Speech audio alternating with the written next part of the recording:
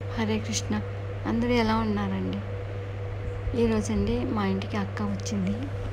అయితే మా అక్క అండి మైసూర్ పాక్ చాలా బాగా చేస్తుంది. అది కూడా బాదం పప్పు అయినా జీడిపప్పు అయినా వేసి చాలా బాగుంటుందండి. ముఖ్యంగా దానికైతే నెయ్యి కంపల్సరీ ఉండాలండి. అయితే ఇంట్లో నెయ్యి కాసేసుకున్నాము మైసూర్ పాక్ చేసుకోవడానికి అని చెప్పి పక్కన పెట్టామన్నమాట. దానికండి ఒక కప్పు బాదం పప్పు, ఒక కప్పు శనగపిండి తీసుకుంటాము. 2 కప్పులేమో నెయ్యి అండి, అలాగే కప్పున్నర పంచదార. ఈ బాదం పప్పుని మిక్సీ పట్టేసి పక్కన పెడదామండి, పౌడర్ చేసుకొని. బాండ్లీ పెట్టుకునండి. ఇందులో 2 గ్లాసులు, అంటే గ్లాసున్నర వేసుకోవచ్చు, లేదా 2 గ్లాసులు, ఇంచుమించు అయితే 2 గ్లాసులు పట్టేస్తుందండి. అందుకని వేడి చేసుకుందామండి. అలాగే ఇంకో పక్కనేమోనండి మనం బాండ్లీ పెట్టుకుని అందులో పంచదార తీగ పాకం వచ్చే వరకు, తీగ పాకమే రావాలండి, వచ్చే వరకు కదుపుతూ ఉండాలి, తెలుసు కదా. అది కొంచెం వాటర్ వేసుకుందామండి. ఇది మా అక్క చాలా బాగా చేస్తుందండి, అందుకని ఇంట్లో నేనైతే నేర్చుకోలేదు. ఎప్పుడు కావాల్సిన అక్క చేసి చేస్తుంది. పెద్దవాళ్ళు ఉన్నారనుకోండి మనకి ఎవరైనా, మనం ఇంకా అన్ని రకాల వంటలు కానీ పనులు కానీ మనకు రావండి. పౌడర్ అయితే చేసేసాము, చేసి తెచ్చానండి. ఒక కప్పు ఇదైతే ఒక కప్పు అది అవుతుంది, 2 కప్పులు అన్నమాట. ఇక్కడ నేను కప్పున్నర, అదే కప్పుతో కప్పున్నర పంచదార అయితే తీగ పాగానికి పెట్టానండి. ఇదేమో వేడెక్కుతుంది కదా నెయ్యి మనకి. ఈ తీగ పాకం వచ్చే వరకు కలుపుకోవాలన్నమాట. దగ్గరే ఉండి కలుపుకుంటే తొందరగా అయిపోతుంది.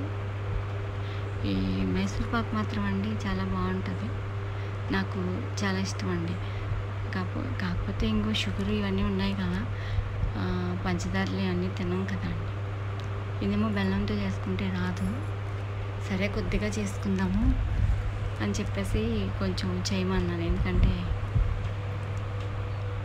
నేర్చుకుందామని చెప్పండి. అండి తీగపాకం అయితే వచ్చేసింది. శనగపిండి వేసేసామండి. ఇప్పుడు బాదం పప్పుతో మనం పౌడర్ చేసుకున్నాం కదా, అది కూడా వేసేసుకుందాము. వేసుకుని ఇంకా కలుపుకోవాలండి బాగా, లేకపోతే అది ఉండలు కట్టేస్తుంది కదా. బాగా కలుపుకోవాలండి, కలుపుకుంటూనే ఉండాలన్నమాట. కొంచెం ఓపిక ఉండాలండి దీనికి. నేను నా సబ్స్క్రైబర్స్ అందరికీ చూపించుదామని చెప్పేసి నేను స్పెషల్గా తయారు చేస్తున్నానండి. ఇది నాకు చాలా ఇష్టమైందండి ఇది. అందుకే అక్క వచ్చిన వంటలన్నీ నేర్చేసుకుందామని చెప్పేసి ప్లాన్ అయితే వేశానండి. ఉండమని చెప్పి బ్రతిమలాడుకున్నాను, అక్క ఉండు అని చెప్పి. అదేమో యాలకుల పొడి అండి, ఒక 4 యాలకులు అయితే వేసుకున్నాము. పిల్లలకి, మా అబ్బాయికి అయితే చాలా ఇష్టం అండి, చిన్నప్పుడు బాగా తినేవాడు. మైసూర్ పాకు కన్నమ్మ మైసూర్ పాకు వేయమని అడిగేవాడండి. పక్కన ఉంది కదా అండి, అది వేడెక్కేటప్పుడు నెయ్యి తీసుకుని ఇందులో వేయాలండి. ఎవరైనా నెయ్యి లేని వాళ్ళు నూనెతో కూడా చేసుకోవచ్చు, కాకపోతే టేస్ట్ కొంచెం వేరే ఉంటుంది, కానీ అది కూడా చాలా బాగుంటుందండి. ఇదే బాదం పప్పు స్థానంలో జీడిపప్పు కూడా వేసుకుని చేసుకోవచ్చండి. ఇది ఎంత బాగుంటుందంటే, స్వీట్స్ అన్నీ మనం లైట్ పుల్లారెడ్డి స్వీట్స్ అని తింటాం చూసారా, ఆ టైప్ వస్తుంది. ఇది గట్టిగా ఉండదండి, మైసూర్ పాకు మెత్తగా ఉంటుంది అన్నమాట. ఎవరైనా పెద్దవాళ్ళు కూడా తినొచ్చు.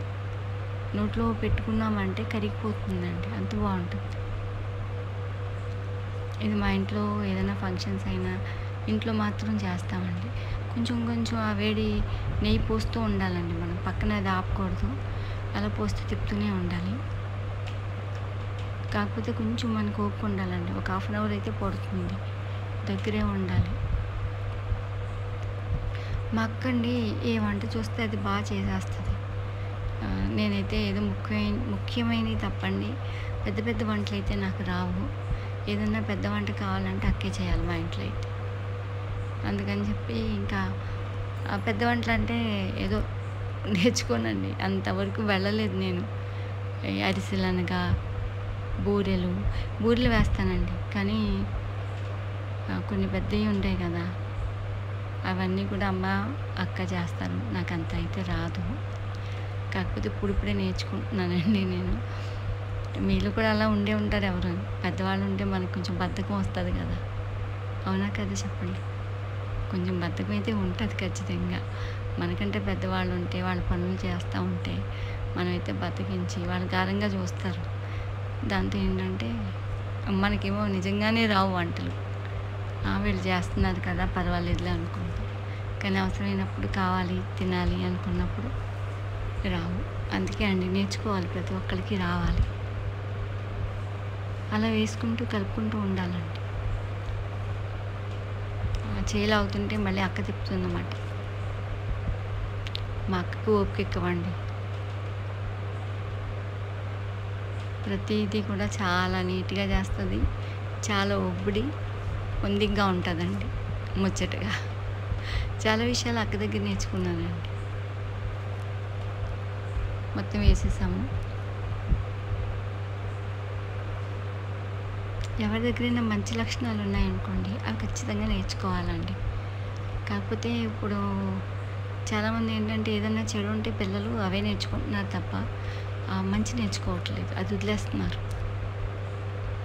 అలా కాదండి. ఎవరి దగ్గరైనా మనకి మంచి అనేది కనిపించినప్పుడు అది ఖచ్చితంగా నేర్చుకోవాలండి. నాకున్న అలవాట్లు అది ఒకటి మాత్రం ఉందండి.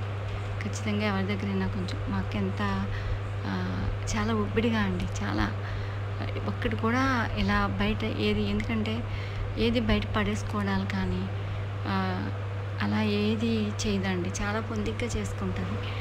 నాకు చాలా నచ్చుతుందండి. అందుకని అక్కని ఫాలో అవుతాను నేను కూడా. ఎందుకంటే మనం బ్రతికేది ఈ తిండి కోసం, అంటే ఆ 4 మెతుకులు తినడానికి. చాలామంది చాలా నిర్లక్ష్యంగా ఉంటారండి.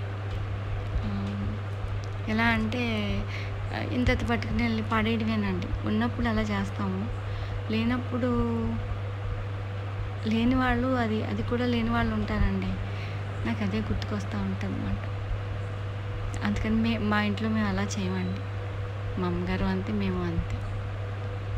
మా అమ్మగారి కంటే కూడా ఎక్కువ అండి మా అక్క అయితే పొందిగ్గా. అయిపోయింది చూసారా? కొద్దిగా అయితే వండామండి. ఏమండి ఇది మీరు వండుకొని ఎలా ఉందో కాదు, నాకు చాలా మంచి మంచి కామెంట్స్ పెడతారు మీరు. ఆ విషయం నాకు తెలుసండి. అంత టేస్టీగా ఉంటుంది. అందరూ ట్రై చేయండి. నా వీడియోస్ మీకు నచ్చితే కనుక సబ్స్క్రైబ్ చేయండి. అలాగే లైక్ చేసి షేర్ కూడా చేయండి. కామెంట్స్ కూడా పెట్టండి. ఇది చేసుకుని మీరు తిన్న తర్వాత నాకు కామెంట్స్ పెట్టండి ఎలా ఉన్నాయో. మీరు అలా నాకు కామెంట్స్ పెడితేనే కదా నాకు ఇంకా చేయాలన్న ఇది వస్తుంది. మంచి మంచి రెసిపీలు నేర్చుకుని చేయాలని చెప్పేసి ఎంకరేజ్ చేసిన వాళ్ళు అవుతారు కదండి నాకు కూడా. అందుకని ఖచ్చితంగా మీరు నన్ను ఎంకరేజ్ చేస్తారని నేను అనుకుంటున్నాను.